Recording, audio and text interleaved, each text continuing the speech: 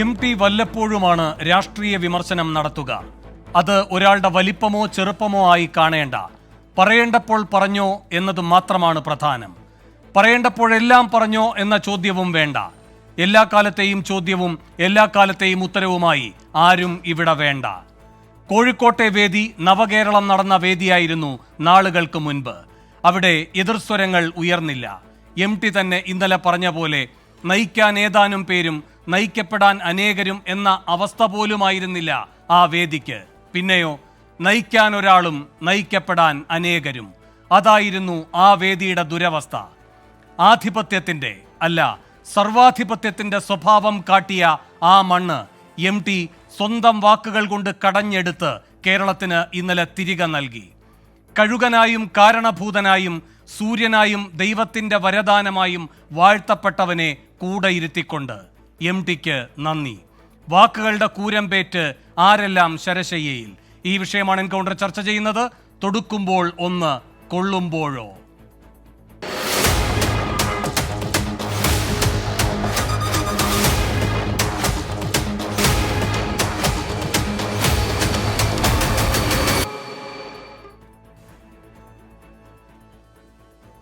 ഈ വിഷയത്തിൽ പ്രതികരിക്കാൻ സി.പി. ജോൺ, വി.ടി. ബൽറാം, ദാമോദർ പ്രസാദ്, അഡ്വക്കേറ്റ് പ്രിയദർശൻ തമ്പി എന്നിവർ എൻകൗണ്ടറിൽ തത്സമയം അതിഥികളായി ചേരുന്നു. ആദ്യം ശ്രീ വി.ടി. ബൽറാം, ഈ എം.ടിയുടെ പ്രസംഗത്തെ പറ്റി ഇന്നിപ്പോൾ സാംസ്കാരിക കേന്ദ്രങ്ങൾ പ്രതികരിച്ചിട്ടുണ്ട്, രാഷ്ട്രീയ കേന്ദ്രങ്ങൾ പ്രതികരിച്ചിട്ടുണ്ട്, CPM നേതൃത്വവും പ്രതികരിച്ചിട്ടുണ്ട്. ഇത് എന്ത് സന്ദേശം നൽകുന്നു എന്നാണ് നിങ്ങളുടെ വിലയിരുത്തൽ? ശ്രീ എം.ടി. വാസുദേവൻ നായർ എന്ന് പറയുന്ന വ്യക്തി, അദ്ദേഹം സാഹിത്യ മണ്ഡലത്തിൽ മാത്രമല്ല സാമൂഹ്യ വിഷയങ്ങളിലും രാഷ്ട്രീയ വിഷയങ്ങളിലുമൊക്കെ എത്രയോ കാലങ്ങളായി തൻ്റേതായിട്ടുള്ള വസ്തുനിഷ്ഠമായിട്ടുള്ള അഭിപ്രായങ്ങൾ ആർജവത്തോടുകൂടി പറഞ്ഞു മുന്നോട്ട് പോകുന്ന ഒരാളാണ്. ആ അഭിപ്രായങ്ങൾക്കൊക്കെ ആ നിലയിൽ വലിയ സ്വീകാര്യത കേരളീയ പൊതുസമൂഹം എന്നും കൽപ്പിച്ചു നൽകിയിട്ടുമുണ്ട്. അതുകൊണ്ട് തന്നെ ഈ കഴിഞ്ഞ ദിവസം ശ്രീ എം.ടി. വാസുദേവൻ നായർ നടത്തിയ ആ പ്രസംഗത്തിലെ പരാമർശങ്ങൾ അത് വലിയ രീതിയിലുള്ള ചർച്ചയ്ക്ക് സ്വാഭാവികമായി തന്നെ വിധേയമാവുന്നു എന്നുള്ളതിൽ ഒട്ടും അത്ഭുതമില്ല. ഇവിടെ CPMൻ്റെ അക്കാര്യത്തിലെ പ്രതികരണം ഒരേ സമയം നമുക്ക് നിരാശയും അതോടൊപ്പം കൗതുകം ജനിപ്പിക്കുന്നതാണ്. ഒരു ഭാഗത്ത് അവർ പറയുന്നു ഇത് പിണറായി വിജയനെ കുറിച്ചല്ല, മറുഭാഗത്ത് അവർ തന്നെ തലയിൽ പൂടയുണ്ടോ എന്ന് തപ്പി നോക്കുകയാണ്. അവർ പറയുന്നത് ഇത് പിണറായി വിജയനെ കുറിച്ചല്ല, മോദി ഭരണത്തെക്കുറിച്ചാണ്. ഇ.പി. ജയരാജൻ അടക്കമുള്ള ആളുകളുടെ ന്യായീകരണ ക്യാപ്സ്യൂൾ ആ നിലയ്ക്കാണ് എന്ന് നമുക്കറിയാം. യഥാർത്ഥത്തിൽ ഇ.പി. ജയരാജൻ അദ്ദേഹം സ്വയം പറയുന്നതിൻ്റെ ആ ഒരു അർത്ഥമോ അർത്ഥമില്ലായ്മയോ മനസ്സിലാക്കിക്കൊണ്ടാണോ പറയുന്നത് എന്നറിയില്ല. ഇനി മോദിയെയാണ് ശ്രീ എം.ടി. വാസുദേവൻ നായർ വിമർശിക്കുന്നത് എങ്കിൽ അതേ വിമർശനം പിണറായിക്ക് ചേരും എന്ന് കേരളത്തിലെ വലിയൊരു വിഭാഗം ആളുകളെ കൊണ്ട് ചിന്തിപ്പിക്കുന്ന ഒരു സാഹചര്യം ഇവിടെ ഉണ്ട് എങ്കിൽ മോദിയും പിണറായിയും തുല്യരാണ് എന്നുള്ള ഒരു ട്രോളാണോ ജയരാജൻ ഉദ്ദേശിച്ചത് എന്ന് നമുക്കറിയില്ല. സാധാരണഗതിയിൽ ഇത്തരം വിമർശനങ്ങൾ, പ്രത്യേകിച്ചും പിണറായിയെ പറ്റി വന്നാൽ ആ വിമർശനം ഏത് നാവിൽ നിന്നാണോ അതിന്റെ നാവരിയാനുള്ള അത്യുത്സാഹമാണ് കേരളം കുറച്ചു നാളായി കാണുന്നത്. എന്നാൽ എം.ടിയുടെ ഈ പ്രതികരണവുമായി ബന്ധപ്പെട്ട് പ്രതിരോധത്തിലായി ഇതിൽ കക്ഷി ചേരാതെയുള്ള തന്ത്രപരമായ നിലപാടിലേക്ക് CPM നേതൃത്വം മാറുന്നത് നിങ്ങൾ കാണുന്നുണ്ടല്ലോ. അത് യാദൃച്ഛികമല്ല. ഇങ്ങനെ പറഞ്ഞങ്ങ് ഒഴിഞ്ഞ് ഒന്നോ രണ്ടോ ദിവസം കൊണ്ട് ഇതങ്ങ് അവസാനിപ്പിക്കുക. കാരണം എം.ടിയും ഇതിൻ്റെ തുടർചലനങ്ങൾ ഒരിക്കലും സൃഷ്ടിക്കുന്ന ഒരാളല്ല. അദ്ദേഹത്തെ സംബന്ധിച്ച് ഇത് നിരന്തരമായി സ്വയം പ്രസക്തമാകുന്ന ഒരു അവസരം എന്ന നിലയിൽ കാണുന്ന വ്യക്തിയുമല്ല.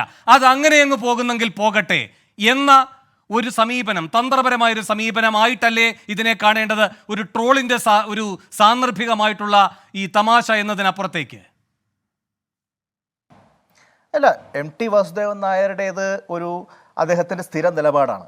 ഇപ്പോൾ അദ്ദേഹം ഈ പ്രസംഗത്തിൽ ഉദ്ധരിച്ച വാക്കുകളൊക്കെ തന്നെ ഏതാണ്ട് 10 വർഷം മുമ്പ് അദ്ദേഹം പ്രസിദ്ധീകരിച്ച പുസ്തകത്തിലെ ലേഖനത്തിലെ വാക്കുകളാണ്.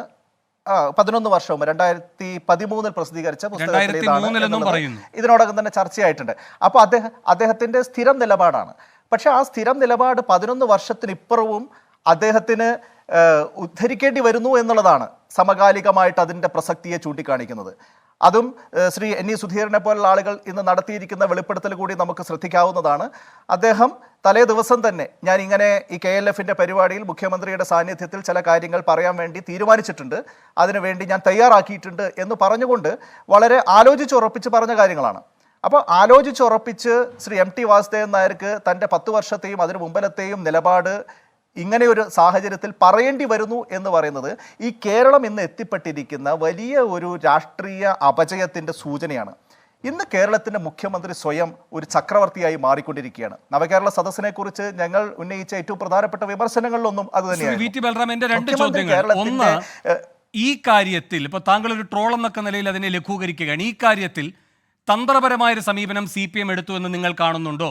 അതായത് തുടർന്നുള്ള ഈ പറയുന്ന പ്രതികരണങ്ങളൊന്നും MDയുടെ ഭാഗത്തു നിന്നും ഉണ്ടാകില്ല.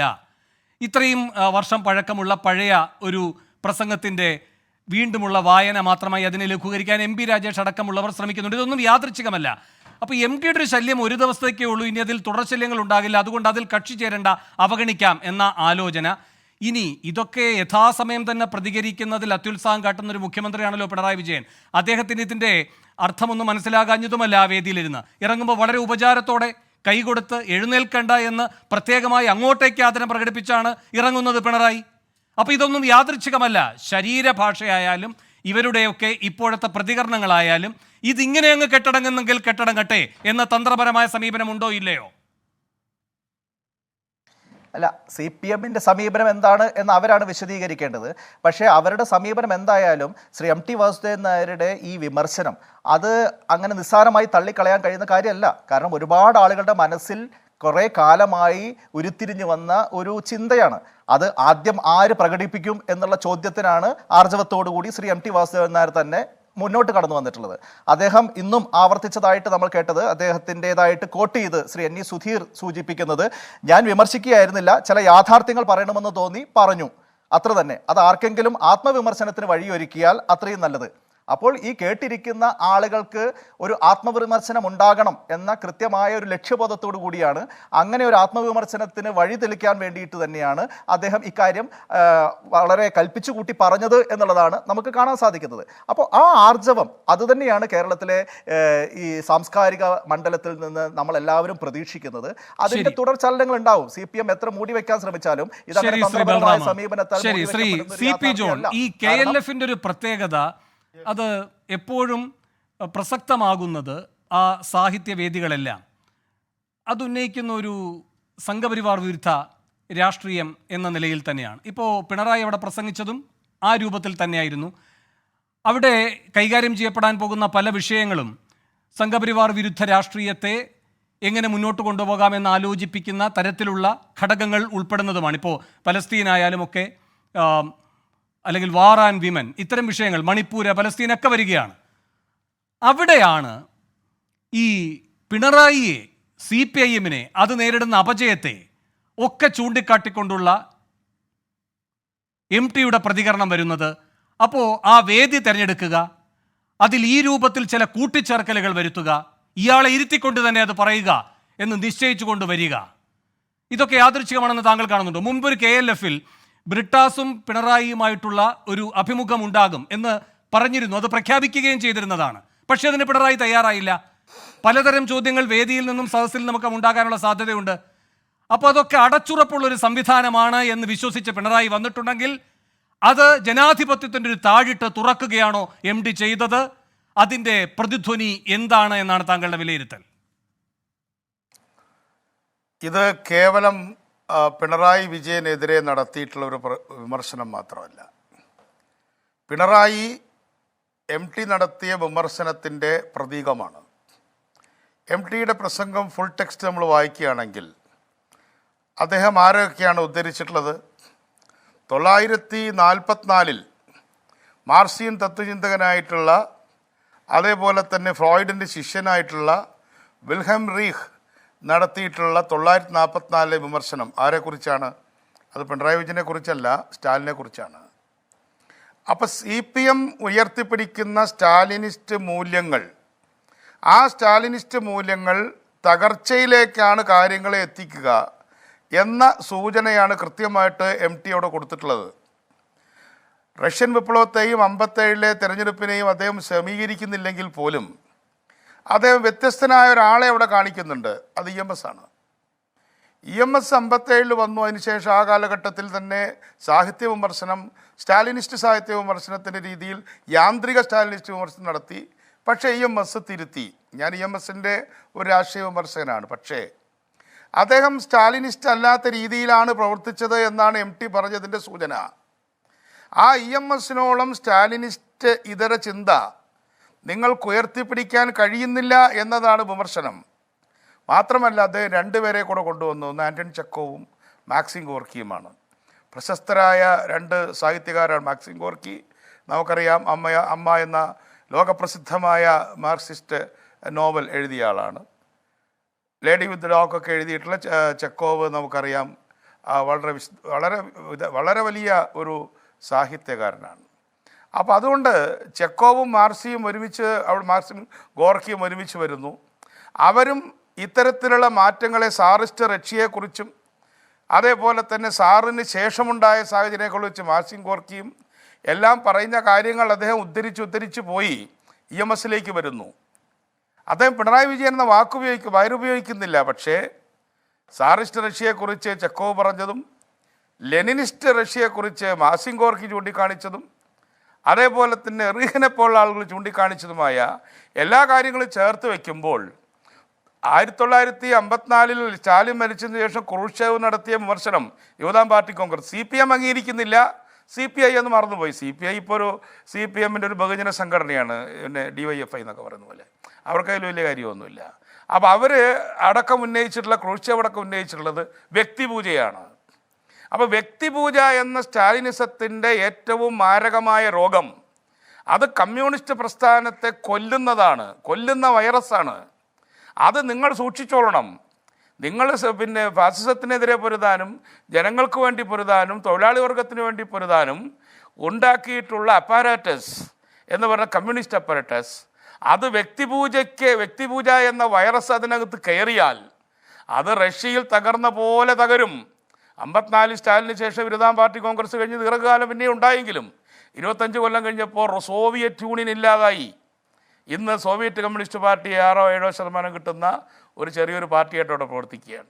അപ്പോൾ ഇന്നത്തെ MTയുടെ വിമർശനം എന്ന് പറയുന്നത് 944 മുതൽ 2024 വരെയുള്ള നീണ്ട കാലഘട്ടത്തിലെ പുരോഗമന പ്രസ്ഥാനങ്ങളുടെയും മനുഷ്യവിമോചന പ്രസ്ഥാനങ്ങളുടെയും അപജയത്തിലേക്കുള്ള വിരൽ ചൂണ്ടലാണ്. ഈ ചുവരെടുത്ത് വായിക്കുമോ CPM-ൽ നടക്കുന്ന പിണറായി പൂജ? ആ പൂജ എവിടെ എത്തി? പൂജാരികളായിട്ട് നിയമിച്ചത് പോളിറ്റ് ബ്യൂറോ മെമ്പർമാരെ. ഇത് തന്നെ സ്റ്റാലിനും ചെയ്തത്. ഓരോ പൂജാരിമാരെ വെക്കും, പിന്നെ അവരെ കൊല്ലും. അപ്പോൾ അടുത്ത ആൾ വന്ന് പൂജിക്കും, അയാളെയും കൊല്ലും. ട്രോട്സ്കിയെ കൊന്നതിന് ശേഷം നിരവധി ആളുകളെ കൊന്നു. അപ്പോൾ അതുകൊണ്ട് സ്റ്റാലിനിസ്റ്റ് രാഷ്ട്രീയം പുരോഗമന പ്രസ്ഥാനങ്ങളെ തകർക്കും. നിങ്ങൾ സ്റ്റാലിനിസത്തിൻ്റെ ചളിയിൽ വീണ് കിടന്ന് വ്യക്തിപൂജയിലേക്ക് കൂടെ മാറിയിരിക്കുന്നു. അത് EMS മാറിയിട്ടില്ല. EMS സ്റ്റാലിനിസത്തിൻ്റെ ഭാഗമായിട്ട് തന്നെ ആളുകളെ പുറത്താക്കിയത് ഗൗരിയമ്മയെയും MBR-നെയും ചാത്തുണ്ണി മാസ്റ്ററേയും പിന്നെ P. ഗോവിന്ദപിള്ളയൊക്കെ നടപടിയെടുത്തൊക്കെ ആണെങ്കിലും വ്യക്തിപൂജ എന്ന രോഗം അദ്ദേഹത്തിന് ഉണ്ടായിരുന്നില്ല എന്ന് തുറന്നു പറയാൻ എനിക്കൊരു മടിയില്ല. നാനാർക്കും ഉണ്ടായിരുന്നില്ല. പക്ഷേ അച്യുതാനന്ദനുണ്ടായിരുന്നു. അച്യുതാനന്ദനും പിണറായി വിജയനും കൂടിയാണ് CPM-ൽ ഈ വ്യക്തിപൂജ ഘട്ടത്തിലേക്ക് പാർട്ടിയെ നയിച്ചത്. അതാണ് നീലേശ്വരത്ത് വന്ന ഫ്ലക്സ് ബോർഡ് 2006-ലോ 2007-ലോ ആ കാലഘട്ടത്തിലുണ്ടായ ഫ്ലക്സ് ബോർഡും അതതിന് തൊട്ട് മുമ്പ് കറക്റ്റ് എനിക്ക് ഓർമ്മയില്ല. അവിടുത്തെ ഓട്ടോറിക്ഷ സ്റ്റാൻഡിൽ വന്ന ഒരു ഫ്ലക്സ് ബോർഡ്, VSൻ്റെ ഫ്ലക്സ് ബോർഡ് വലിയ വിവാദമായല്ലോ. ആ വിവാദമായതിനു ശേഷമാണ് പിന്നീട് ഇവർ തമ്മിൽ അകന്നതിന് ശേഷം രണ്ടുപേരും വ്യക്തിപൂജ തുടങ്ങി. അങ്ങനെ വ്യക്തിപൂജാധിഷ്ഠിതമായ ഒരു കമ്മ്യൂണിസ്റ്റ് പ്രസ്ഥാനമാണ് ഇപ്പോൾ CPM. VSന് ഇപ്പോൾ സുഖമില്ല, അദ്ദേഹത്തെക്കുറിച്ച് ഞാൻ കൂടുതലൊന്നും പറയാൻ ആഗ്രഹിക്കുന്നില്ല. പക്ഷേ ആ മാൻഡിൽ VSൻ്റെ വ്യക്തിപൂജാ രോഗം ഈ പിണറായിക്കും പിടിച്ചു. പിണറായി VSനെ തകർത്ത് അവസാനം ഇന്ന് തോട്ടത്തിലെ ഏകവൃക്ഷമായിട്ട് നിൽക്കുകയാണ്. ബാക്കിയൊക്കെ പുൽക്കൊടികൾ, ഒറ്റ മരേ ഉള്ളൂ. ആ ഒറ്റമരമായി നിൽക്കുന്ന ഒറ്റമരത്തോട്ടമാണെന്ന് CPM. അവരെ CPM-നെ സംബന്ധിച്ചിടത്തോളം ബാക്കി എല്ലാവരും, പിണറായി ഒരു വിഗ്രഹവും ബാക്കി എല്ലാവരും പൂജാരിമാരും മാത്രമാണ്. പോളിറ്റ് ബ്യൂറോ മെമ്പറായ MV ഗോവിന്ദൻ എത്ര അപഹാസ്യമായിട്ടാണ് പറഞ്ഞത്, അദ്ദേഹത്തിൻ്റെ അടുത്തേക്ക് ചെന്നാൽ കരിഞ്ഞു പോവും. ഞാനതിനെക്കുറിച്ച് കണ്ണൂരിൽ പിറ്റേ ദിവസം ഉണ്ടായി. ഞാൻ പ്രതികരിച്ചില്ല, കാരണം പ്രതികരണയോഗ്യമല്ല. വേറൊരു മന്ത്രി എന്താ പറയുന്നത്, അദ്ദേഹം പറഞ്ഞത് അദ്ദേഹത്തിൻ്റെ പാദസ്പർശമേറ്റ സ്ഥലങ്ങൾ മഹാത്ഭുതമാണ്, അദ്ദേഹം ദൈവത്തിൻ്റെ വരദാനമാണ്. തിയോളജിയിലേക്ക് പോയി. അപ്പോൾ ഇത്തരത്തിലുള്ള വ്യക്തിപൂജാധിഷ്ഠിതമായ രാഷ്ട്രീയം നമ്മുടെ രാജ്യത്തെ എവിടെയും ചെന്ന് എത്തിക്കില്ല. MTയുടെ ഒരു കഥാപാത്രത്തെക്കുറിച്ച് മറ്റൊരു കഥാപാത്രം പറഞ്ഞല്ലോ, സേതുവിന് സേതുവിനെ മാത്രമാണ് ഇഷ്ടം എന്ന അവസ്ഥയിലേക്ക് കാര്യങ്ങൾ എത്തിയോ? ഇവിടെ MT CJ തോമസായി മാറിയിരിക്കുന്നു. ബൈബിൾ കഥ ഉദ്ധരിച്ചുകൊണ്ടാണെങ്കിലും ദാവീദ് രാജാവിനോട് അദ്ദേഹത്തിൻ്റെ ഗുരുനാഥനായിട്ടുള്ള അല്ലെങ്കിൽ പ്രവാചകനായിട്ടുള്ള വ്യക്തി പറഞ്ഞല്ലോ, ഒരു വലിയ തെറ്റ് ചൂണ്ടിക്കാണിച്ചു. ഒരു കുഞ്ഞാടിനെ കൊന്ന്, ഒരു വിധവയുടെ ആടിനെ കൊന്ന് കറി വെച്ചു കഴിച്ചു ധനവാൻ, പൈസ കൊടുത്തില്ല. ആരാണ് ആ പാവി എന്ന് ചോദിച്ചപ്പോൾ വിരൽ ചൂണ്ടിക്കൊണ്ട് നാഥാൻ പറഞ്ഞു, ആ മനുഷ്യൻ നീ തന്നെ എന്ന് പറഞ്ഞ കഥ മലയാള സാഹിത്യത്തിലെ ഒരു വലിയ വിമർശന സൃഷ്ടിയാണ്. ആ വിമർശന സൃഷ്ടിയെ അനുസ്മരിപ്പിക്കുന്ന തരത്തിലാണ് MT വാസുദേവൻ നായർ ഒരു വലിയ രാജഗുരുവിനെ പോലെ മുഖത്ത് നോക്കി പറഞ്ഞത്, ആ മനുഷ്യൻ നീ തന്നെ. കറക്റ്റ് ചെയ്യാൻ തയ്യാറുണ്ടോ? ഇനിയെങ്കിലും ഈ പൂജ മാത്രമല്ല, മറുഭാഗത്ത് ഇകഴ്ത്തൽ, ഒരു ഭാഗത്ത് പുകഴ്ത്തുക, മറുഭാഗത്ത് ശത്രുക്കളെ താറടിച്ച് കാണിക്കുക. സ്ത്രീയാണെന്നോ വൃദ്ധനാണെന്നോ വൃദ്ധയാണെന്നോ ഒന്നും പ്രശ്നമല്ല, അവരെ അടിച്ച് തകർക്കുക. ഒരു ഭാഗത്ത് പുകഴ്ത്തലും മറുഭാഗത്ത് ഇകഴ്ത്തലും. തെറിപ്പടകൾ, പിണറായിയോട് ഞാൻ ചിന്തിക്കാൻ ആവശ്യപ്പെടുകയാണ്. തെറിപ്പടകൾ പിരിച്ചുവിടും എന്ന് പറയാൻ CPM തയ്യാറുണ്ടോ? അപ്പോൾ കോൺഗ്രസ് പറഞ്ഞിട്ടുണ്ട്, BJP പറഞ്ഞിട്ടുണ്ടെങ്കിൽ അവരും പിരിച്ചുവിടട്ടെ. അതുകൊണ്ട് നമ്മുടെ രാജ്യത്തെ പൊളിറ്റിക്കൽ ഡിസ്കോഴ്സ്, ആ പൊളിറ്റിക്കൽ ഡിസ്കോഴ്സ് ഇത്തരത്തിലുള്ള തെറിപ്പടകളുടെ തെറിയും അതുപോലെ തന്നെ പുകഴ്ത്തുപാട്ടുകാരുടെ പുകഴ്ത്തുപാട്ടും കൊണ്ട് മലീമസമായി കിടക്കുന്ന അന്തരീക്ഷത്തിൽ അവിടെ എറിഞ്ഞിട്ടുള്ള ഒരു കൈബോംബാണ് MTയുടെ ഈ പ്രസംഗം.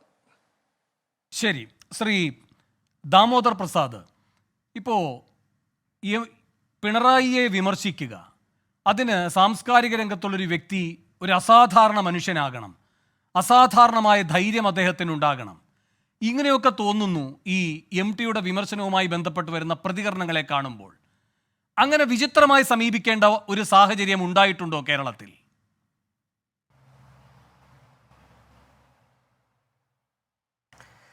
വേണു, ഇതിൻ്റെ അകത്ത് നമ്മൾ എത്ര കാലങ്ങൾക്ക് ശേഷമാണ് ഒരു എഴുത്തുകാരൻ്റെ അഭിപ്രായം അല്ലെങ്കിൽ നിരീക്ഷണം മുഖ്യ തലക്കെട്ടായി മാറുന്നത്, ഒരു ചർച്ചാ വിഷയമായി മാറുന്നത്? അഴീക്കോടിന് ശേഷം ആരെങ്കിലും അതിനെ പറയാൻ ധൈര്യം കാണിച്ചിരുന്നു? ഇടക്കാലത്ത് BSL സമയത്ത് ദിനോസർ എന്നൊക്കെ പറഞ്ഞിട്ടൊരു ഒരു വളരെ ഈ ട്രോൾ എന്നൊക്കെ പറയാവുന്ന രീതിയിൽ ഒരു കഥയും പരാമർശങ്ങളൊക്കെ ഉണ്ടായിരുന്നു എന്ന് ഒഴിച്ചാൽ, ഒരു രാഷ്ട്രീയത്തിനോട് എല്ലാ കാലത്തും കേരളത്തിലെ സാംസ്കാരിക പ്രവർത്തകർ, അത് വലിയ ചരിത്രം കേരളത്തിലുണ്ട്. നേരത്തെ CP ജോൺ, CJ തോമസിൻ്റെ കാര്യം പറഞ്ഞു, M ഗോവിന്ദനുണ്ട്. അങ്ങനെ വലിയൊരു നീണ്ട ചരിത്രം കേരളത്തിൽ രാഷ്ട്രീയത്തോട് വിമർശനം ഉന്നയിക്കുകയും അതിനോട് രാഷ്ട്രീയ നേതൃത്വം പ്രതികരിക്കുന്ന വലിയ ചരിത്രമുണ്ട്. അത് പക്ഷേ കഴിഞ്ഞ കുറച്ച് കാലമായിട്ട് അത് നമുക്ക് ഇല്ലാതായി പോയതിന് ഒന്ന്, ഒരു തരത്തിൽ ഒരു ഉദാസീന മനോഭാവം, രണ്ട്, ഈ സൈബർ പോരാളികളെക്കുറിച്ചുള്ള ഭീതി, അവർ എന്ത് പറയുന്നാലും നേരത്തെ പറഞ്ഞാൽ വലിയ തെറി ഉന്നയിക്കുക. അതുകൊണ്ട് ഇതൊന്നും ഒഴിവാക്കാൻ വേണ്ടി നമ്മുടെ സാംസ്കാരിക രംഗത്ത് പ്രവർത്തിക്കുന്ന എഴുത്തുകാരും ഉന്നത എഴുത്തുകാരൊന്നും അഭിപ്രായം രേഖപ്പെടുത്തി നിർത്തിവെച്ചു. എല്ലാവർക്കും അഭിപ്രായമുള്ളവരാണ്, പക്ഷേ അവർ അഭിപ്രായം പറയുന്നത് നിർത്തിവെച്ചു. ഈ തെറി പറച്ചിൽ ആരും മോശമല്ല, കാര്യം എല്ലാവർക്കും അവരുടേതായ രീതിയിൽ തെറി പറച്ചാൻ കഴിവുള്ള ആൾക്കാരാണ്. വേറെ കാര്യം CPM മാത്രം പ്രത്യേക കഴിവല്ല, അത് നമുക്കറിയാം. സംഘ് പരിവാർ സംഘടന ആൾക്കാർ എത്രമാത്രം പറയുന്നത്, കോൺഗ്രസ് കുറച്ച് ഭേദമായിരിക്കും ആ കാര്യത്തിൽ, പക്ഷേ അവർക്കും ഉണ്ട് അവരുടേതായ ട്രോൾ സംഘം. അപ്പോൾ അതിൽ നിന്ന് വളരെ വ്യത്യസ്തമായിട്ട് MT കുറേ കാലങ്ങൾക്ക് ശേഷം നമ്മൾ കാണുന്നത് MTയെ പോലെ ഉന്നതനായ എഴുത്തുകാരൻ. കാര്യം MT പറഞ്ഞാൽ അതിന് വലിയൊരു അതിൻ്റെ ഒരു ഗാംഭീര്യമുണ്ട്, അതിൻ്റെ പ്രസക്തിയുണ്ട്. MT അത്ര ഒരു ഉയർന്ന ഉന്നത സ്ഥാനത്തിരിക്കുന്ന ഉന്നതനായ എഴുത്തുകാരനാണ്. പക്ഷേ MT ആദ്യമായിട്ടല്ല വിമർശനം ഉന്നയിക്കുന്നത്. MT മറ്റു പല എഴുത്തുകാരെ പോലെ, മുമ്പുള്ള എഴുത്തുകാരെ പോലെ ഇടയ്ക്കിടയ്ക്ക് അഭിപ്രായം പറയുമായിരുന്നില്ല. MT തനിക്ക് അനുഭവപ്പെടുകയും മൂർത്തമായ പ്രശ്നങ്ങൾ, കാര്യം നിങ്ങൾ ഓർക്കുകയാണെങ്കിൽ മുത്തങ്ങ വെടിവെപ്പുള്ള സമയത്ത് MT അഭിപ്രായം രേഖപ്പെടുത്തിയിട്ടുണ്ട്. നോട്ട് നിരോധനത്തിന് സമയത്ത് MT അഭിപ്രായം രേഖപ്പെടുത്തിയിട്ടുണ്ട്. MTയാണ് നോട്ട് നിരോധനത്തിനെതിരെ ഇവിടെ സാമ്പത്തിക ശാസ്ത്രജ്ഞന്മാർ അഭിപ്രായം പറയുകയും അതിനൊരു വിമർശനം ഉന്നയിക്കുന്ന മുമ്പ് തന്നെ MT അഭിപ്രായം രേഖപ്പെടുത്തി. അതിൻ്റെ പുറത്ത് നമുക്കറിയാം സംഘ് പരിവാർ സംഘടനകൾ, അതിൻ്റെ പ്രവർത്തകരൊക്കെ MTയെ എമ്മാതിരിയാണ് സോഷ്യൽ മീഡിയയിൽ ആക്രമിച്ചിട്ടുള്ളത് എന്നുള്ളത്. അപ്പോൾ ഇത്തരം വിമർശനം ഉന്നയിക്കാൻ മാത്രമല്ല, ഈ വർഷങ്ങൾക്ക് മുമ്പ് തന്നെ MT സമഗ്രാധികാര വിമർശനം MT നടത്തിയിട്ടുണ്ട്, MTയുടെ ചിന്ത. അപ്പോൾ എനിക്ക് പ്രധാനപ്പെട്ട കാര്യം തോന്നുന്ന കാര്യം വെച്ചിട്ടുണ്ടെങ്കിൽ, ഇന്ന് ആഗോളതലത്തിൽ വലിയ തോതിലുള്ള ഒരു വലതുപക്ഷവൽക്കരണം നടക്കുന്നുണ്ട്. അത് ജനാധിപത്യത്തിന് ഏറ്റവും കാഷ്വാലിറ്റി ആവുന്നില്ല, ജനാധിപത്യത്തിനെ ഹനിക്കുന്ന വിധത്തിൽ വലിയ തോതിൽ, അത് കേരളത്തിലോ ഇന്ത്യയിലോ മാത്രമല്ല, വലിയ തോതിൽ ജനാധിപത്യ വിരുദ്ധ പ്രവർത്തനം എല്ലാ സ്ഥലത്തും നടക്കുന്നുണ്ട്. ഫിൻലാൻഡ് നടക്കുന്ന, അൾജീരിയ, എന്താണ് ഇതിൻ്റെ സ്വഭാവം? ആർബിട്രറി ആയിട്ടുള്ളൊരു സംവിധാനമാണ്. ആർബിട്രറി, അതായത് തങ്ങൾക്ക് മാൻഡേറ്റ് ഉണ്ടെന്നും ആ മാൻഡേറ്റ് അനുസരിച്ച് ഇഷ്ടമുള്ള ചെയ്യാവുന്ന ഒരു ആർബിട്രറി പലതും. ഇപ്പോൾ ഉദാഹരണത്തിന് നമുക്ക് നോക്കുകയാണെങ്കിൽ, ഇപ്പോൾ ഇലക്ഷൻ കമ്മീഷൻ നിയമം പാർലമെൻറ്റ് പാസ്സാക്കിയാൽ ജുഡീഷ്യൽ റിവ്യൂവിന് വിധേയമായിരിക്കുകയാണ്. ഇതുപോലെ തങ്ങളുടെ മാൻഡേറ്റുകൾ അനുസരിച്ച് നമ്മുടെ ലോകായത്തെക്കുറിച്ച് ഇപ്പോൾ പ്രസിഡന്റ് മുമ്പാകെ ഇരിക്കുന്നു. അങ്ങനെ ആർബിട്രറി നിയമം നടപ്പാക്കാൻ ഒരു തോന്നൽ നമ്മുടെ ഭരണാധികാരികൾക്കും ഭരണ നേതൃത്വത്തിനും വന്നിരിക്കുന്നത്. കാര്യം മാൻഡേറ്റാണ് അവർ എപ്പോഴും ഉന്നയിക്കുന്നത്. ഞങ്ങൾക്ക് മാൻഡേറ്റ് ഉണ്ട്. ഈ മാൻഡേറ്റ് എന്ന് പറഞ്ഞാൽ ഭൂരിപക്ഷം ലഭിച്ചു പറഞ്ഞു. പക്ഷേ അതല്ല ജനാധിപത്യം, അതിൻ്റെ അടുത്ത് മാത്രം പ്രവർത്തിക്കുന്നല്ല. അപ്പോൾ ഇത് ഇങ്ങനെ സമഗ്രാധിപരമായ സ്വഭാവം പല സ്ഥലങ്ങളിലും പല വ്യവസ്ഥകളും പ്രകടമാവുന്നുണ്ട്. ഇതിനെതിരെ വിമർശനം പല സ്ഥലങ്ങളും ഉയരുന്നുണ്ട്. പക്ഷേ കേരളത്തിൽ അത്ര വിമർശനം ഉയരുന്നതിന് സാഹചര്യം എന്താ വെച്ചിട്ടുണ്ടെങ്കിൽ കഴിഞ്ഞ കുറച്ച് കാലം നമുക്കറിയാവുന്ന കാര്യം, നമുക്ക് കേരളത്തിൽ കണ്ടുവരുന്നൊരു പ്രവണത വെച്ചിട്ടുണ്ടെങ്കിൽ 2 ടേം കിട്ടി, വലിയ തോതിൽ മാൻഡേറ്റ് ഉണ്ട്, അംഗീകാരമുണ്ട്, പിണറായി വലിയ സ്റ്റേച്ചറിലെ നേതാവ് ഇതിനെ സംശയമൊന്നുമില്ല. പക്ഷേ അതിനെ മുൻനിർത്തിക്കൊണ്ട് വലിയ തോതിലൊരു വ്യക്തിപൂജ തലത്തിൽ കാണുന്നു. ഇപ്പോൾ നിങ്ങളെപ്പോഴും EMSനെ അന്നത്തെ കാലത്തും വലിയ ഉന്നതരായ നേതാക്കളുണ്ടായിരുന്നു CPM-ന് 57 മുതൽ തന്നെ ആരെങ്കിലും EMSനെ സൂര്യൻ എന്ന് വിളിച്ചു? EMS അത്ര ഉയർന്ന ഒരു നേതാവായിട്ട് പോലും ആരെങ്കിലും വിളിച്ചിരുന്നോ? CPM-ലെ ഉന്നതരായ നേതാക്കൾ അവരാരെങ്കിലും സൂര്യനെന്നോ ദൈവം തന്ന വരദാനം എന്ന് വിളിച്ചിരുന്നുണ്ടോ? P. സുന്ദരേനെ ആരെയും ദൈവം തന്ന വരദാനം വിളിച്ചിരുന്നോ? ബസവ പുന്നയെ വിളിച്ചിരുന്നോ? അപ്പോൾ ആരും വിളിച്ചില്ല. അപ്പോൾ ഇത്രയൊക്കെ നടക്കുന്ന ഒരു എൻകറേജ്മെൻറ്റ്, അത് ഒരു തരത്തിൽ ഒരു വൾഗർ സ്വഭാവമുണ്ട്, ഒരു പബ്ലിക്കേഷൻ മോഡിലാണ് ഈ കാര്യം നടക്കുന്നത്. ഇതിനെതിരെ ഒരു സമൂഹത്തിൽ ഒരു പ്രതികരണം നിലനിൽക്കുന്നുണ്ട്. ശ്രീ ദാമോദർ പ്രസാദ് ഇപ്പോൾ അങ്ങ് EMSനെ പറ്റി പറഞ്ഞു, സൂര്യൻ എന്ന അദ്ദേഹത്തെ ആരും വിശേഷിപ്പിച്ചിട്ടില്ല. EMS ആത്മകഥ എഴുതുന്നു, പിന്നെ ഒരു ഘട്ടത്തിൽ പറയുകയാണ് എനിക്കിനി ആത്മകഥ എഴുതാൻ കഴിയില്ല, കാരണം ഞാൻ എഴുതുന്നത് ഈ പറയുന്ന പ്രസ്ഥാനത്തിൻ്റെ തന്നെ ചരിത്രമാണ്. അപ്പോൾ അത്രയും നിർവ്യക്തികമായാണ് അദ്ദേഹത്തെ കാണുന്നത്. ഞാൻ തൊഴിലാളി വർഗത്തിൻ്റെ ദത്തുപുത്രനാണ് എന്ന് പറഞ്ഞുകൊണ്ടാണ് ആ രൂപത്തിലാണ് ഇനി എൻ്റെ രചനകൾ ഉണ്ടാവുക എന്ന് പറഞ്ഞ് അതിൻ്റെ സ്വഭാവത്തിൻ്റെ സാമൂഹ്യ വശത്തെ തന്നെ ചൂണ്ടിക്കാട്ടി അതിലൂന്നുന്നത്. ഇന്നിപ്പോൾ ഈ MTയുമായി ബന്ധപ്പെട്ട് അദ്ദേഹത്തിൻ്റെ പ്രസംഗം പൂർണ്ണ രൂപത്തിൽ വന്ന 2 പ്രധാന പത്രങ്ങൾ, മനോരമയും മാതൃഭൂമിയും. മാതൃഭൂമിയുടെ ഒരു പ്രത്യേകത, ഈ പത്രത്തിൻ്റെ 1-ാം പേജ് ദാമോദർ കണ്ടിട്ടുണ്ടാകുമല്ലോ. അതിൽ ഈ പറയുന്ന പ്രധാനപ്പെട്ട വാർത്തയുണ്ട്, MTയുമായി ബന്ധപ്പെട്ട് പിണറായിയെ പറ്റിയുള്ള അധികാര വിമർശനം എന്ന പ്രയോഗം തന്നെ വെച്ചുകൊണ്ട്. അധികാര വിമർശനം, അങ്ങനെ ഒരു മാധ്യമവും അത് ആ പ്രസംഗത്തെ അങ്ങനെ വിശേഷിപ്പിച്ച് കണ്ടില്ല. അതേ 1-ാം പേജിൽ കാണുന്ന വേറൊരു ചിത്രമുണ്ട്. അത് MV ഗോവിന്ദനും ബിനോയ് വിശ്വവും തിരൂർ റെയിൽവേ സ്റ്റേഷനിലിരിക്കുന്നതാണ്. ആ തീവണ്ടി സ്റ്റേഷനിൽ രാത്രി 10 മണിക്ക് ഇരിക്കുകയാണ്. സിമന്റ് ബെഞ്ചിൽ ഒരു കുപ്പി വെള്ളം, 2 ബാഗ്, 2 പേരും ആ സിമന്റ് ബെഞ്ചിൽ ചമ്രമണിഞ്ഞും കാലുമേ കാല് കയറ്റിയും ഒക്കെ വെച്ചുകൊണ്ട് സാധാരണക്കാരായ യാത്രികരെ പോലെ ഇരിക്കുകയാണ്. കേരളത്തിലെ 2 കമ്മ്യൂണിസ്റ്റ് പ്രസ്ഥാനത്തിൻ്റെ സെക്രട്ടറിമാരാണ് അല്ലേ. 10 മണിക്ക് വരുന്ന ഈ പറയുന്ന മാവേലി എക്സ്പ്രസോ മറ്റോ ആ തീവണ്ടിക്ക് വേണ്ടി കാത്തിരിക്കുകയാണ്. അപ്പോൾ അങ്ങനെ ജീവിക്കുന്നവരാണിവർ എന്ന് വ്യക്തമാവുകയാണ്. പക്ഷെ ഒരു വ്യക്തി മാത്രം ഇങ്ങനെ മാറുന്നു, ആ വ്യക്തിയുടെ പൂജാരിമാരായി ഇവരെല്ലാം മാറുന്നു. നേരത്തെ CP ജോൺ ചൂണ്ടിക്കാട്ടിയതുപോലെ അതെങ്ങനെ സംഭവിക്കുന്നു?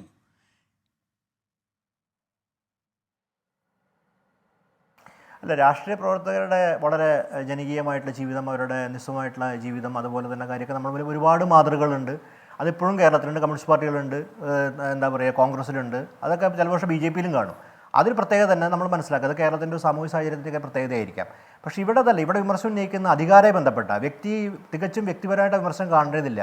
കാരണം ആരുടെയും ഭൂതകാലത്തെക്കുറിച്ചോ രാഷ്ട്രീയ പാരമ്പര്യത്തെക്കുറിച്ചോ ഒന്നും ഇവിടെ MT ഉന്നയിക്കുന്നില്ല. MT പേര് പറയുന്നില്ല. പക്ഷേ MT സൂചിപ്പിക്കുന്ന കാര്യം വളരെ കൃത്യമാണ്. കാര്യം MT ഈ കേന്ദ്ര ഗവൺമെൻറ്റിനെ വിമർശിക്കുകയാണെങ്കിൽ, നിരന്തരം വിമർശിച്ച ഒരാളാണ്. കേന്ദ്ര ഗവൺമെൻറ്റിനെ വിമർശിക്കുകയാണെങ്കിൽ കേന്ദ്ര ഗവൺമെൻറ് ഐഡിയോളജി പറഞ്ഞ് MTക്ക് അവിടെ സംസാരിക്കാമായിരുന്നു. ഹിന്ദുത്വത്തെക്കുറിച്ച് പറയാം, അതിൻ്റെ വലതുപക്ഷവൽക്കരണത്തെക്കുറിച്ച് പറയാം, രാമക്ഷേത്രത്തിൻ്റെ ഉദ്ഘാടനം നടക്കുന്നതിനെക്കുറിച്ച് MTക്ക് വിമർശനം ഉന്നയിക്കാം. പക്ഷേ അതല്ല.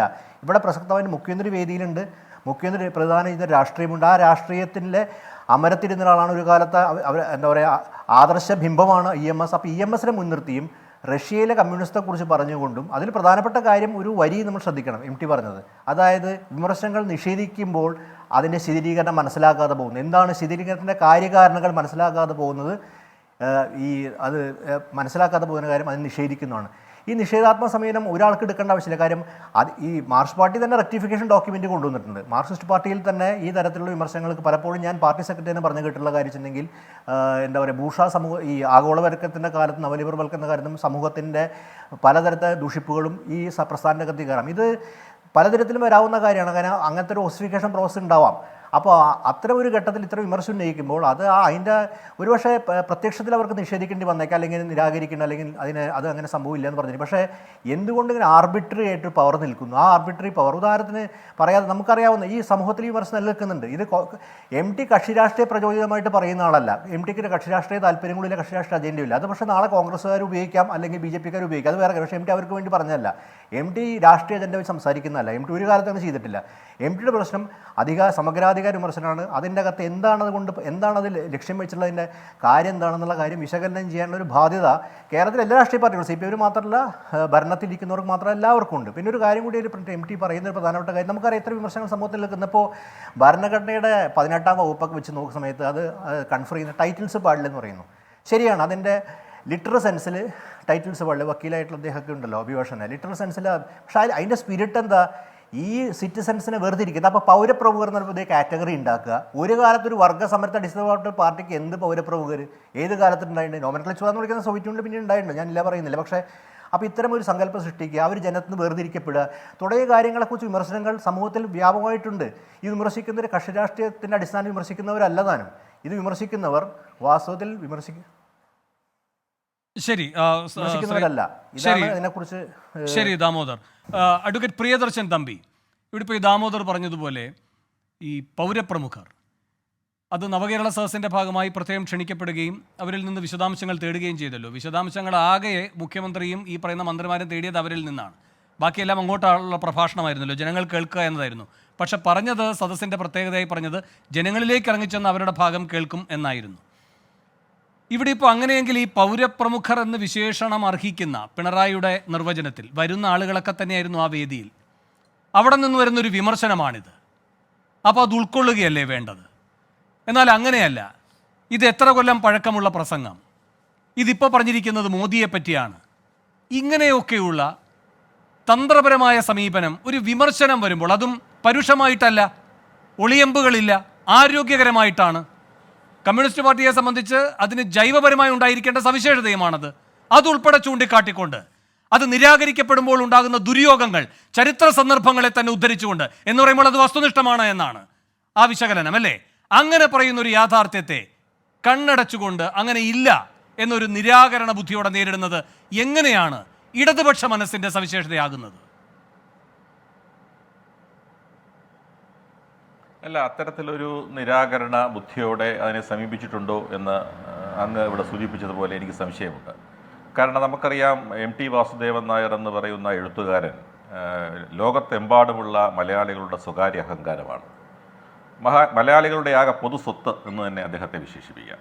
അപ്പോൾ അദ്ദേഹത്തെ പോലെയുള്ള ഒരു മഹാപ്രതിഭ, ആ ഒരു കോണ്ടെക്സ്റ്റ് നമ്മൾ മനസ്സിലാക്കണം. ഏതൊരു സന്ദർഭത്തെയും ഞാനൊരു അഭിഭാഷകൻ കൂടി ആയതുകൊണ്ടായിരിക്കാം അത്തരത്തിൽ അതിനെ ഇൻ്റർപ്രറ്റ് ചെയ്യുവാൻ ഞാൻ ആഗ്രഹിക്കുന്നത്. ഒരു പ്രശ്നത്തെ നമ്മൾ സമീപിക്കുമ്പോൾ ആ പ്രശ്നത്തെ ആകെ, ആ ഒരു ഇഷ്യൂവിനെ ആകെയാണ് സമീപിക്കേണ്ടത്. അല്ലാതെ ആ ഇഷ്യൂവിലെ ചില ഭാഗങ്ങൾ മാത്രം നമുക്ക് സൗകര്യപൂർവ്വം അടർത്തിയെടുത്തുകൊണ്ട് അതിനെ ഇന്ന ആൾക്ക് എതിരെയാണ് മാത്രം പറഞ്ഞ് ഇൻ്റർപ്രറ്റ് ചെയ്യുന്നത് ശരിയല്ല. കാരണം നമുക്കറിയാം, ഇന്നത്തെ ആകെ എവിടെ വെച്ചാണ് ശ്രീ MT വാസുദേവൻ നായർ അത് പ്രസംഗിച്ചത്? അത് പ്രസംഗിച്ചത് കേരള ലിറ്റററി ഫെസ്റ്റ് എന്ന് പറയുന്ന വലിയ സാഹിത്യ സമ്മേളനം കോഴിക്കോട് വെച്ച് നടന്നപ്പോൾ ആ സാഹിത്യ സമ്മേളനം ഉദ്ഘാടനം ചെയ്തത് മുഖ്യമന്ത്രി ശ്രീ പിണറായി വിജയനായിരുന്നു. അതേ സദസ്സിൽ തന്നെ അതിൻ്റെ മുഖ്യാതിഥിയായിരുന്നു ശ്രീ MT വാസുദേവൻ നായർ. ശ്രീ പിണറായി വിജയൻ ആ യോഗത്തിൽ നടത്തിയ പ്രസംഗം, അവിടെ അത് ഇതിനോടൊപ്പം കൂട്ടി വായിക്കേണ്ടതാണ്. മുഖ്യമന്ത്രി ആ യോഗത്തിൽ നടത്തിയ പ്രസംഗം നമ്മുടെ ജനാധിപത്യത്തിൽ നടന്നിരിക്കുന്ന മൂല്യച്യുതികൾ, നമ്മുടെ മതേതരത്തിനെതിരെ നമ്മുടെ രാജ്യത്ത് നടന്നുകൊണ്ടിരിക്കുന്ന ഗുരുതരമായ പ്രശ്നങ്ങൾ, ഇന്ത്യ രാജ്യം ഇന്ന് നേരിട്ടുകൊണ്ടിരിക്കുന്ന സങ്കീർണതകൾ, അതിനെല്ലാം എതിരെ മതേതര കക്ഷികൾ എല്ലാവരും കൂടി, അല്ലെങ്കിൽ മതേതരവാദികൾ ഒറ്റക്കെട്ടായി നിൽക്കണം എന്നുള്ള രൂപത്തിലുള്ള ഒരു പ്രസംഗമാണ് അദ്ദേഹം നടത്തിയത്. എന്നാൽ ആ പ്രസംഗത്തിൻ്റെ ചുവട് പിടിച്ചുകൊണ്ട് തന്നെ നമ്മുടെ സമഗ്രമായിട്ടുള്ള ഈ പറയുന്ന ആധിപത്യം അത് EMSനെ കോട്ട് ചെയ്തുകൊണ്ട് കുറേയേറെ ആളുകളെ നയിക്കുന്ന ആ പ്രവണത, അത് അദ്ദേഹത്തിൻ്റെതായ മനോഹരമായ ഭാഷയിൽ അദ്ദേഹം പറയുകയുണ്ടായി. അത് തീർച്ചയായിട്ടും അതിനെ എന്തിനു എതിർക്കണം? അത് നമ്മുടെ സമൂഹത്തിൽ, അത് ലോകത്തെമ്പാടും, കേരളത്തിലെന്ന് മാത്രമല്ല ലോകത്തെമ്പാടും ഉണ്ടായിക്കൊണ്ടിരിക്കുന്ന ഇത്തരത്തിലുള്ള MT പറഞ്ഞത് പിണറായിയെ പറ്റിയാണോ അല്ലയോ എന്നൊരാശയക്കുഴപ്പം ഉണ്ടാക്കാനുള്ള അത്യുത്സാഹമാണ് CPM കേന്ദ്രങ്ങളിൽ നിന്ന് കാണുന്നത്. അപ്പോൾ മാധ്യമപ്രവർത്തകർ എന്താണ് ചെയ്യുന്നത്? ഓരോരുത്തരെ പോയി കണ്ട് ഈ കാര്യത്തിൽ എന്താണ് MT ഉദ്ദേശിച്ചത്, അദ്ദേഹത്തിൻ്റെ വാക്കുകൾ ആരെ ചൂണ്ടിക്കാട്ടുന്ന കാര്യത്തിലായിരുന്നു എന്ന രൂപത്തിലുള്ള അഭിപ്രായ രൂപീകരണങ്ങൾ നടത്തുകയാണ്. അപ്പോൾ സാനുമാഷ്ക്ക് തോന്നുകയാണ് അത് പിണറായിയെ ഇരുത്തിക്കൊണ്ടായിരിക്കുന്നുണ്ട്, പിണറായിയെ കൂടെ ബാധിക്കുന്നതാണ്. NS മാധവന് തോന്നുകയാണ് അത് കോൺഗ്രസ്സുകാരെയും BJPയെ പറ്റിയല്ല, ഇടതുപക്ഷത്തെ തന്നെ പ്രത്യേകമായി പരാമർശിച്ചതുകൊണ്ട് അതങ്ങനെയാണ്. ഇപ്പോൾ കോൺഗ്രസ്സുകാർ പറയുകയാണ് നിവൃത്തി കെട്ടിട്ട് നെഹ്റുവിനെ പറ്റിയാണ് പറഞ്ഞിരുന്നെങ്കിൽ ശരി, മോദിയായിരിക്കാം ഉദ്ദേശിച്ചിട്ടുണ്ടാവുക. ഇവിടെ ഇപ്പോൾ സ്റ്റാലിനെ പറ്റി ആയിരിക്കുന്നത് കൊണ്ട്, റഷ്യയെ പറ്റി ആയിരിക്കുന്നത് കൊണ്ട് അത് കേരളത്തെ പറ്റിയാണ്, പിണറായിയെ പറ്റിയാണ്. ഇങ്ങനെ ആശയക്കുഴപ്പമുണ്ടാക്കുന്ന അത്രയും ദുർഗ്രഹതയുള്ളതായിരുന്നോ ഒരു വിമർശനം?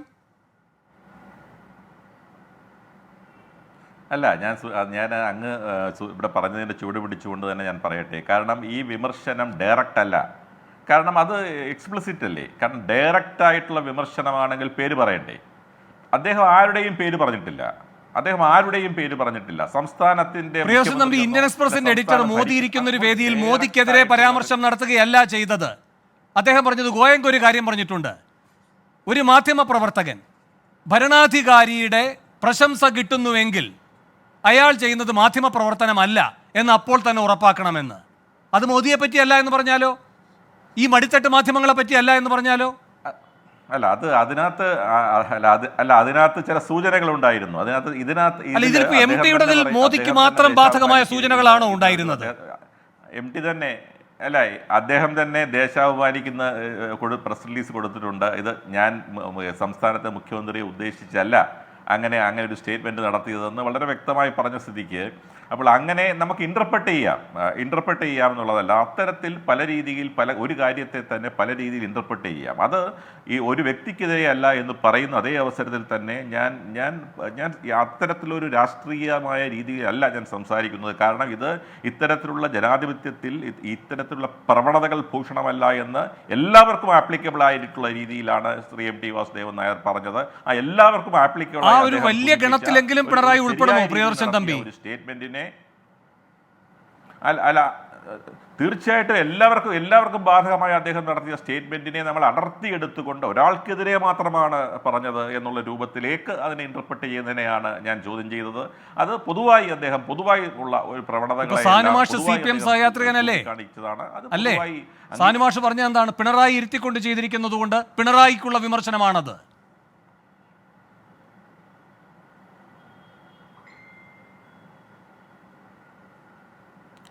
അല്ല, അത് അദ്ദേഹത്തിൻ്റെ അഭിപ്രായം.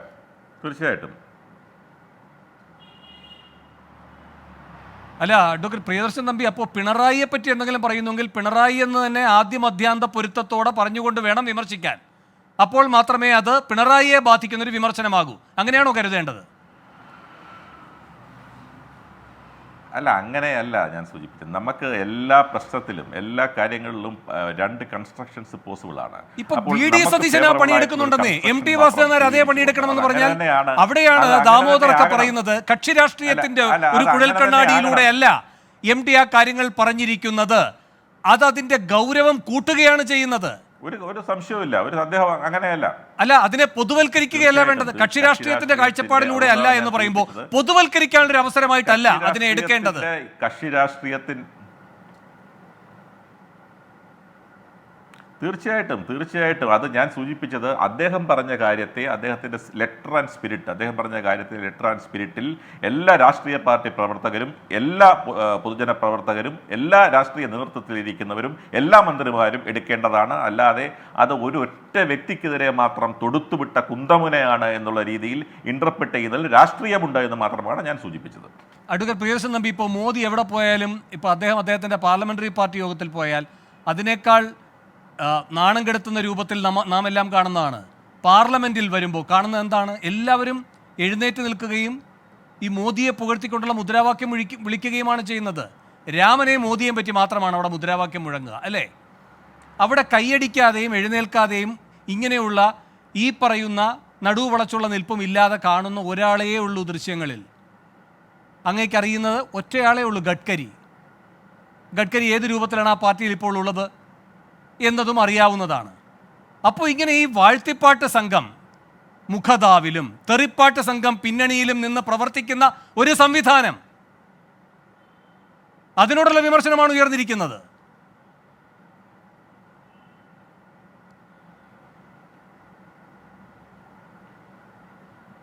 അഡ്വക്കേറ്റ് പ്രിയദർശൻ തമ്പി. അല്ല, ഞാൻ മോഡിയുടെ കാര്യം ഇവിടെ സൂചിപ്പിച്ചതുകൊണ്ട് പറയുകയാണ്. മോഡി ഇന്ത്യൻ രാഷ്ട്രീയത്തിൽ ഇത്തരത്തിലുള്ള തെറ്റായ പ്രവണതകൾ തുടക്കം കുറിച്ചത് ആരാണ്? നമുക്കെല്ലാവർക്കും രാഷ്ട്രീയം അറിയാമല്ലോ. ഇതല്ല എല്ലാ കാലാകാലങ്ങളിൽ രാജ്യം ഭരിച്ചിരിക്കുന്ന, ഇന്ത്യ രാജ്യം ഭരിച്ചിരിക്കുന്ന എല്ലാ ഭരണാധികാരികളും ഇത്തരത്തിലുള്ള തെറ്റായ പ്രവണതകൾ ഇവിടെ ഉണ്ടായിട്ടുണ്ട്. അതാണ് ഞാൻ പറഞ്ഞു, ഉണ്ടായിട്ടുണ്ട്. അത് ഇപ്പോഴും കണ്ടിന്യൂ ചെയ്യുന്നു എന്ന് മാത്രം. കാരണം ഈ പറയുന്ന പോലെ മന്നവേന്ദ്ര വിളങ്ങുന്നു, പണ്ട് രാജാവ് നഗ്നനാണെന്ന് പറയാനുള്ള സത്യം, രാജഭക്തന്മാർ നടുകുമാർ ഒച്ചത്തിൽ പറയാനുള്ള ഒരു ധൈര്യം ഒരു കുട്ടി മാത്രമേ കാണിച്ചിട്ടുള്ളൂ. അതേ കാര്യങ്ങൾ തന്നെ നമ്മുടെ ഇതൊന്നും നമ്മൾ നിഷേധിച്ചിട്ടില്ല. ഞാൻ അതൊന്നും നിഷേധിച്ചുകൊണ്ട് ഒരു രാഷ്ട്രീയ തിമിരം ബാധിച്ചുകൊണ്ട് ഇതൊന്നും ശരിയല്ല, ഇതെല്ലാം നന്നായിട്ടാണ് പോകുന്നത് എന്നൊന്നും പറയാനല്ല ഈ വേദിയെ ഉപയോഗിക്കുന്നത്. ഞാൻ പറയുന്നത് ഒരു പ്രശ്നത്തെ നമ്മൾ സമീപിക്കുമ്പോൾ ആ വിമർശനം ഉൾക്കൊള്ളുന്നത് ഒരു വ്യക്തിയെ മാത്രം ടാർഗറ്റ് ചെയ്തുകൊണ്ടാണ് അദ്ദേഹം പറഞ്ഞെന്നുള്ള രീതിയിൽ ഇന്റർപ്രറ്റ് ചെയ്യുന്നത് ശരിയല്ല. മോദിയെ പറ്റിയും പറയുന്നത് അല്ലല്ല, മോദിയും എപ്പോഴും പറയുന്നതാണ് ഒരു ഇരവാദിയായി മോദി അങ്ങ് സ്വയം അങ്ങ് അവതരിപ്പിക്കും, എന്നെയാണ് ആക്രമിക്കുന്നത്, എന്നെയാണ് ഇല്ലാതാക്കാൻ നോക്കുന്നത് എന്ന്.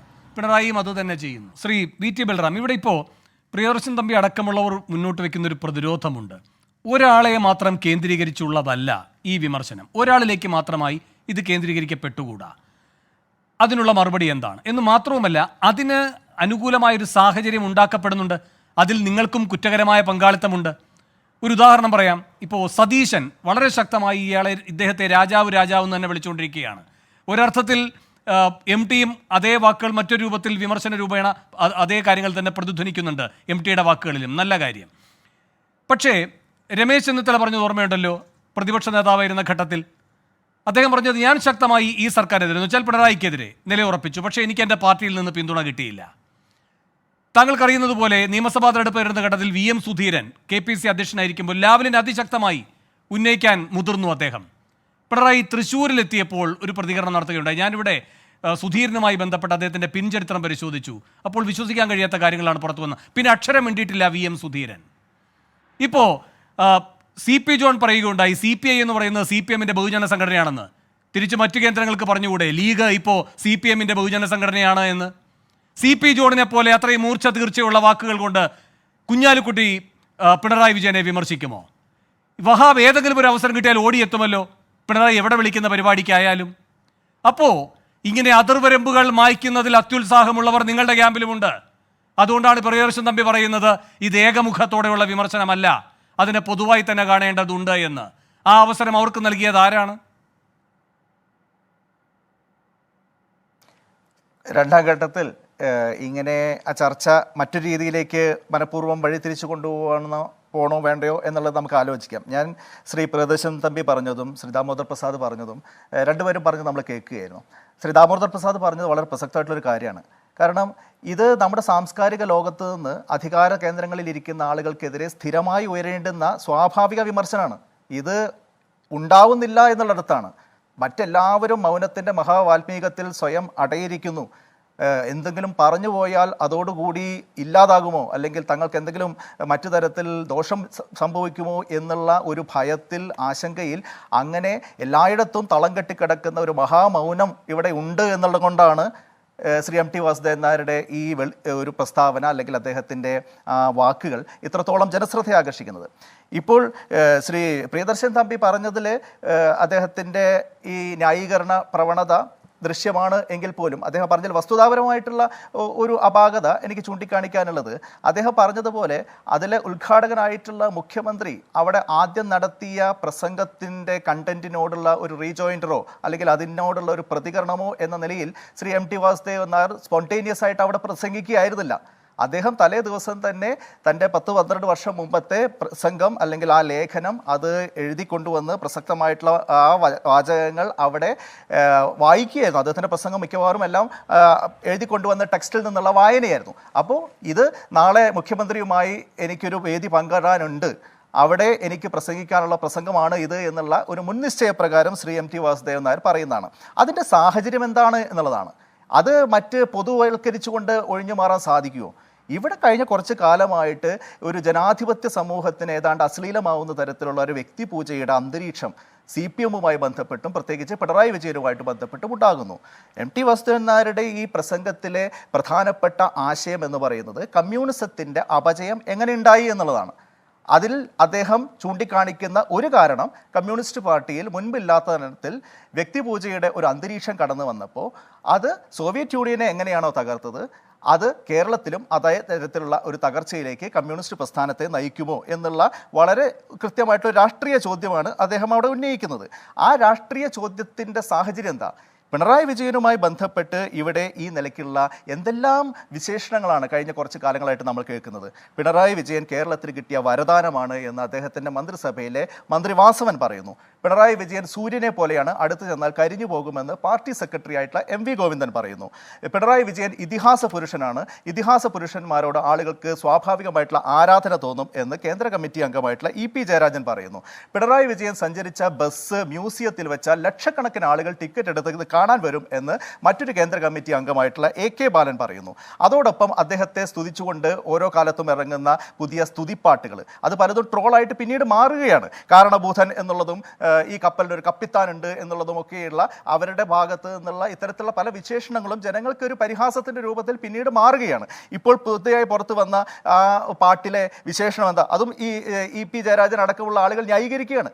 മുൻകാലത്തെ പോലെ തള്ളിപ്പറയുന്നില്ല. വ്യക്തിപൂജയുടെ ഈ അന്തരീക്ഷം എം ടി കൃത്യമായി ചൂണ്ടിക്കാണിച്ച വ്യക്തിപൂജയുടെ അന്തരീക്ഷത്തെക്കുറിച്ച് ഒരു വിമർശനാത്മകമായിട്ടുള്ള കാഴ്ചപ്പാടല്ല അവർ മുന്നോട്ട് വയ്ക്കുന്നത്. എന്തൊക്കെയാണ് ആ പാട്ടിലെ വിശേഷണങ്ങൾ? പിണറായി വിജയൻ സിംഹത്തെ പോലെ ഗർജിക്കുന്ന ഒരു നായകനാണ്, തീയിൽ കുരുത്ത കുതിരയാണ്, ഒറ്റയ്ക്ക് വളർന്ന മരമാണ്, അജയ്യനാണ്, കേരളത്തിൻ്റെ മന്നനാണ്, മണ്ണിൽ മുളച്ച സൂര്യനാണ്, കൊടുങ്കാറ്റിൽ പറക്കുന്ന കഴുകനാണ്, ഫീനിക്സ് പക്ഷിയാണ്.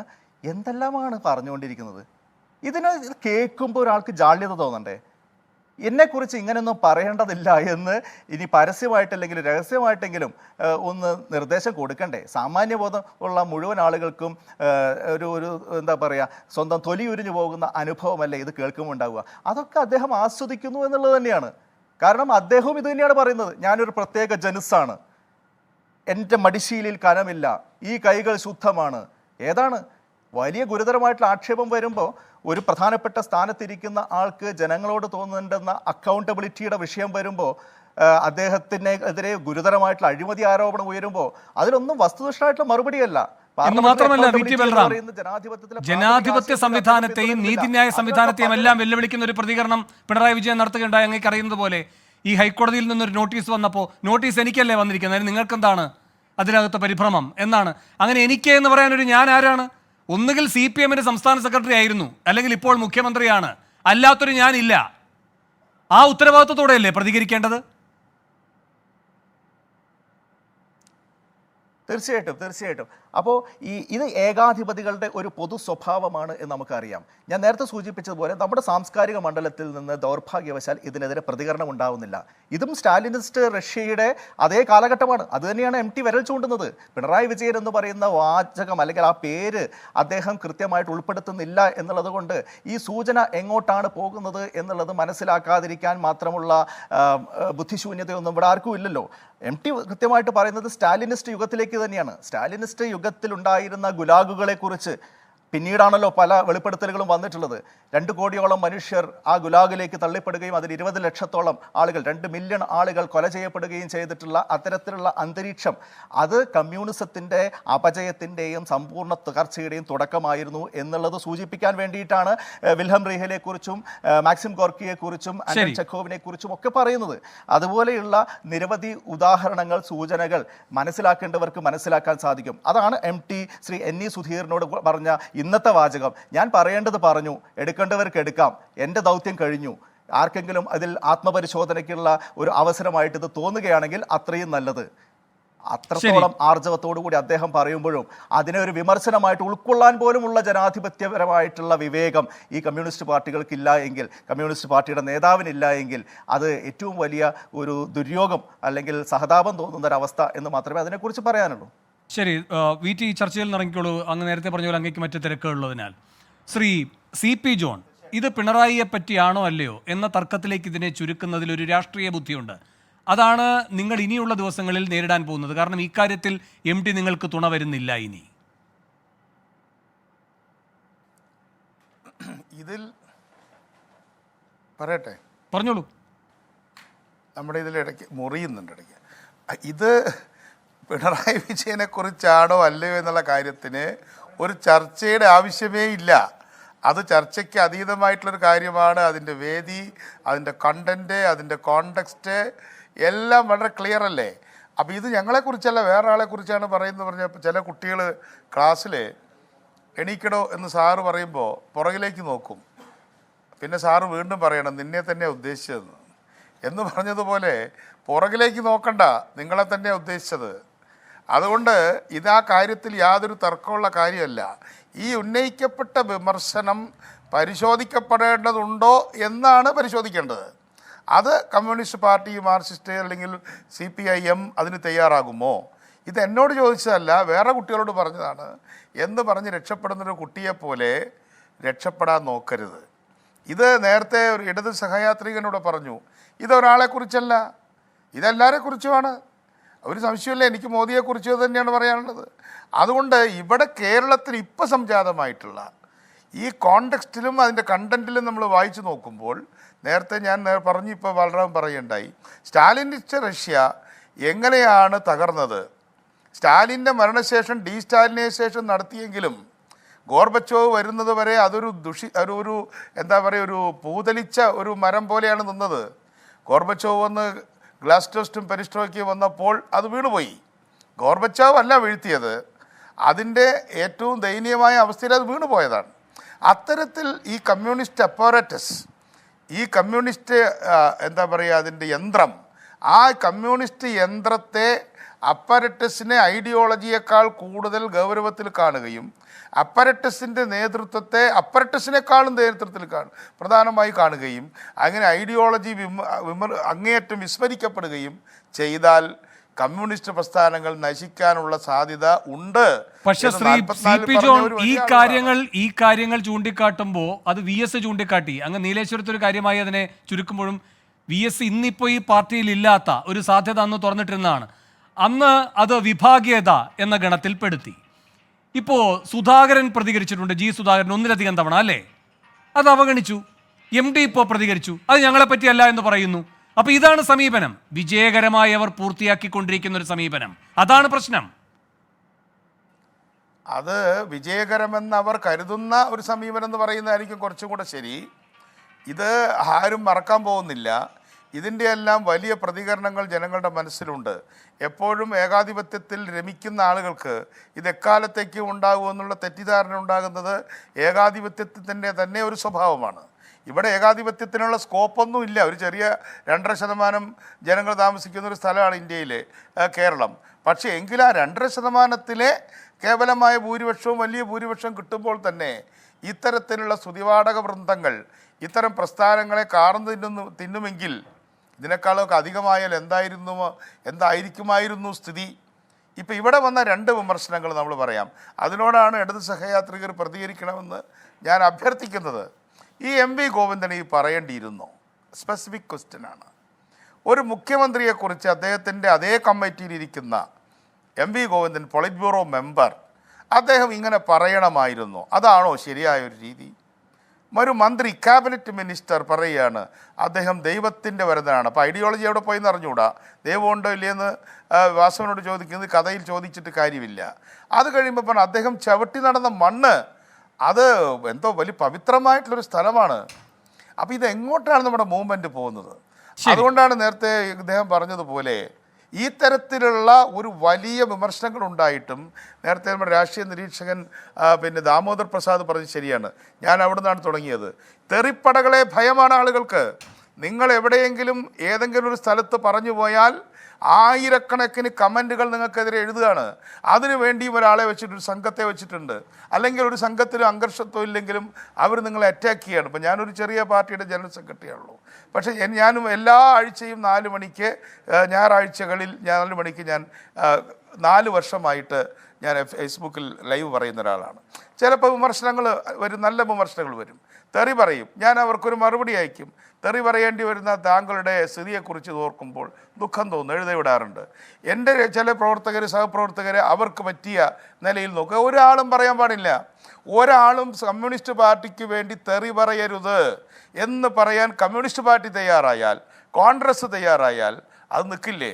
BJP അത് നിർത്തില്ലേ? എൻകൗണ്ടർ അവസാന ഘട്ടത്തിലേക്ക് ദാമോദർ പ്രസാദ്, ഈ MT പ്രതികരണത്തിൻ്റെ പ്രതിഫലനങ്ങൾക്ക് എത്രത്തോളം ആയുസ്സുണ്ടാകും? ഇപ്പോൾ തന്നെ നോക്കൂ, ഈ സച്ചിദാനന്ദനായാലും NS മാധവനായാലും സക്കറിയായാലുമൊക്കെ ഏത് തരത്തിൽ വ്യാഖ്യാനിക്കാനുള്ള വശങ്ങളുമുണ്ട് എന്നൊക്കെ പറഞ്ഞുകൊണ്ട് പേരിന് നമ്മളിങ്ങനെ നിർബന്ധപൂർവ്വം ഞെക്കിപ്പറയിപ്പിക്കുമ്പോഴാണ് ഇവർ പറയുന്നത് ശരി ഇത് CPM-നോട് ബാധകമാകുന്നതാണ് എന്ന്. അല്ലാതെ പറഞ്ഞവരെല്ലാം 90 കടന്നവരുമാണ്. ഇനി പ്രത്യേകിച്ച് മോഹങ്ങളൊന്നും ഇല്ലാത്തത് കൊണ്ടാകാം. MT, സാനുമാഷ തുടങ്ങിയവർ.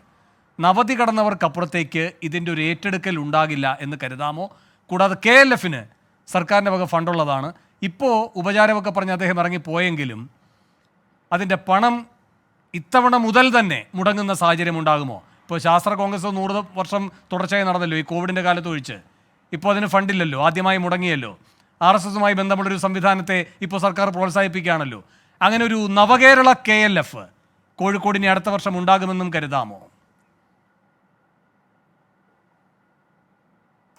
അത് KLF സംഘാടകരുടെ ഒരു ഉത്തരവാദിത്തമാണ്. എനിക്കറിയില്ല അതെന്തായാലാണ്. അത് അവർ ഗവൺമെൻറ് നെഗോഷിയേറ്റ് ചെയ്ത് പോകേണ്ട കാര്യമാണ്. പക്ഷേ എഴുത്തുകാരെ കുറിച്ച് പറയാം.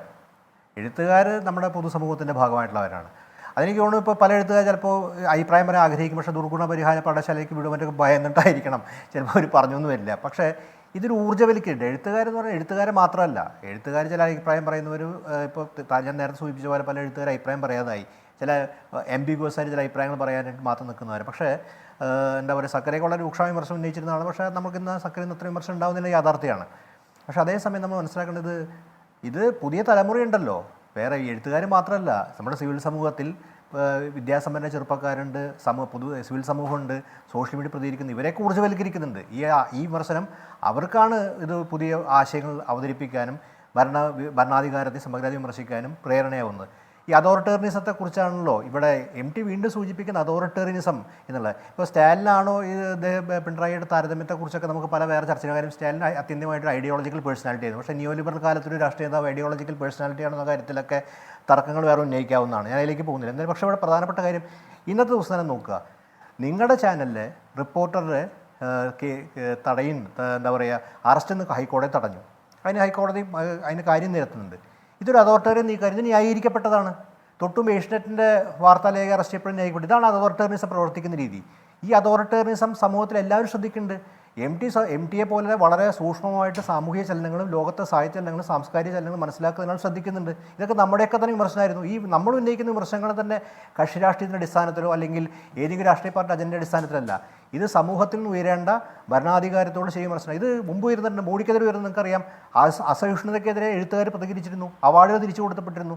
കാര്യം അതിൻ്റെ അധികാരം അൺലിമിറ്റഡ് ആയതുകൊണ്ട് അതിൻ്റെ അധികാരത്തിന് വേറെ സ്വഭാവമുള്ള ആ എഴുത്തുകാരെ പ്രതികരിച്ചിരുന്നത്. എഴുത്തുകാർ പ്രതികരിക്കുന്ന വ്യക്തിയെ ലക്ഷ്യമാക്കി അല്ലെങ്കിൽ ഏതെങ്കിലും കോൺഗ്രസിൻ്റെ BJP അജണ്ട ലക്ഷ്യമാക്കിയല്ല. അതിന് വ്യക്തിയെ തേജോവധം ചെയ്യാനോ ആക്ഷേപിക്കാനോ. MT ഒരു വാക്കുപോലും ആക്ഷേപിച്ചിട്ടല്ലോ. ആക്ഷേപാർഹമായ ഒരു വാക്കുപോലും പറഞ്ഞത് വിമർശനമാണ്. വിമർശനം ജനാധിപത്യത്തിൽ പ്രധാനമാണ്. ജനാധിപത്യ വിമർശനം ഉൾക്കൊള്ളുക എന്നുള്ളത് അത് തങ്ങളെക്കുറിച്ച് അല്ലെങ്കിൽ പോലും ആണെന്ന് അവർ നിരീക്ഷിക്കണമെങ്കിൽ പോലും ആ വിമർശനം പ്രസക്തമാണോ, അത് തല്ലിൽ എത്രമാത്രം ഉപയോഗിക്കും എന്നുള്ളതാണ് ഒരു ജനാധിപത്യത്തിൽ ഭരണാധികാരി ആയിരിക്കുന്നത്. കാര്യം ആത്യന്തികമായിട്ട് ജനങ്ങൾ തിരഞ്ഞെടുത്ത് അധികാരത്തിൽ വന്നവരാണല്ലോ. നാളെ അത് ഈ ജനങ്ങളാൽ തന്നെ തിരസ്കരിക്കപ്പെടേണ്ടവരുമാണ്. അപ്പോൾ ആ ഒരു ബോധത്തിൻ്റെ അടിസ്ഥാനത്തിൽ ഇത്തരം തിരുത്തലുകൾ നടത്തുക എന്നുള്ളത് പ്രധാനമാണെന്നാണ് എനിക്ക് തോന്നുന്നത്. ശരി, അവസാനമായിട്ട് പ്രിയോഷൻ നമ്പി ഇവിടെ ആവർത്തിച്ചു വന്ന ചോദ്യം, പ്രത്യേകിച്ച് CP ജോണിൽ നിന്ന് ഒരു ഇടത് സഹയാത്രി എന്ന നിലയിൽ താങ്കൾക്ക് നേരെ വന്ന ചോദ്യം കൂടിയാണത്. ഈ ഗോവിന്ദൻ ഈ പറയുന്ന സൂര്യൻ പ്രയോഗം നടത്തണമായിരുന്നോ?